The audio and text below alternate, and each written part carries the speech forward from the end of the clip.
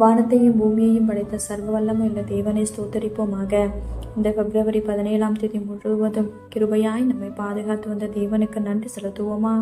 கிருபையும் மகிமையும் நிறைந்த எங்கள் பரிசுத்தமுள்ள நல்ல தகப்பனை ஸ்தோத்தரிக்கிறோம், துதிக்கிறோம் ராஜா.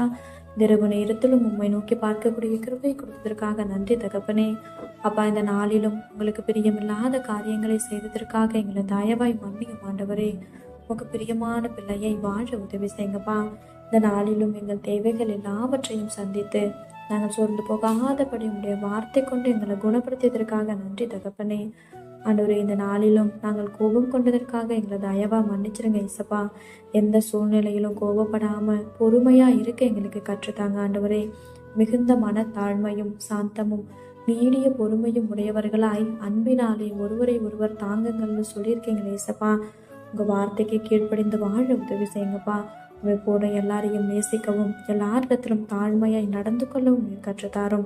இந்த இரவு நேரத்தில் ஜெபிக்கிற ஒவ்வொருவரையும் ஆசிர்வதிங்கப்பா. அவர்கள் குடும்பங்களை நீர் பாதுகாத்து வழிநடத்தும். எங்கள் ஆவி ஆத்துமா சரீரம் முழுவதையும் உடைய கருத்தில் கொடுக்கிறோம். நீர் பொறுப்படுத்தி நீர் வழிநடத்தும்.